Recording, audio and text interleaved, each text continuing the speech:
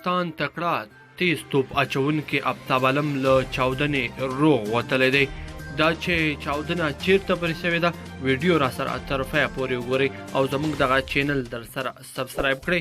ملي لوبغاړی افتاب عالم له چاودنې روغ وتلی دی.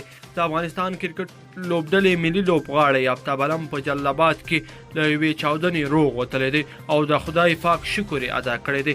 افتاب عالم څو دقیقې مخکې په خپله رسمي فیسبوک پاڼه لیکلي دي چې الله تعالی په خپل رحم سره وساتلو. هغه وایي چې د تمرین په جریان کې د اکاډمۍ ترڅنګ چاودنه وشوله. نوموړي یو انځور هم خپور کړی دی او په هغه کې د چاودنې یوه ټوټه هم ښکاره کړې ده.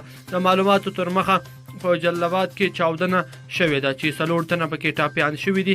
دغه چاودنه د جلال په ښار کې د ملي اردو جلب و جذب مرکز ته څیرمه شوې ده. د ننګرهار ولایت مقام د چاودنې پیښه تایید کړې ده خو د چاودنې د نوعیت او اوښتو زیانونو په اړه یې څه نه دي ویلي. همداراز تر اوسه پورې د برید مسؤلیت چا نه دی په غاړه اخیستی. بل خو افتاب عالم ویلي دي چې د کرکټ اکاډمۍ ته نږدې چاودنه شوې ده او ټوټې یې دننه اکاډمۍ ته هم راغلي دي چې دوی پکې خدای پاک روغ ساتلی دي. د یادولو وړ ده چې افتاب عالم د افغانستان کرکټ ملي لوبډلې چټک توپ اچونکی دی چې 22 ورځنیو نړیوالو لوبو کې 140 وکټې اخیستې دي. همداراز په 12 شلاوریزو نړیوالو لوبو کې هم ګډون کړی دی او 11 وکټې اخیستې دي. خو په 2019 نړیوال جام کې د ډیسپلین د ماتولو په تور د افغانستان کرکټ بورډ د ډیسپلین کمیټې پرې یو کلن بندیز لګولی دی او ویل کېږي چې یو کال به ونه شي کولی په کورنۍ او نړیوالو لوبو کې ګډون وکړي. ګرانو کتونکو دا وه زموږ نننۍ ویډیو.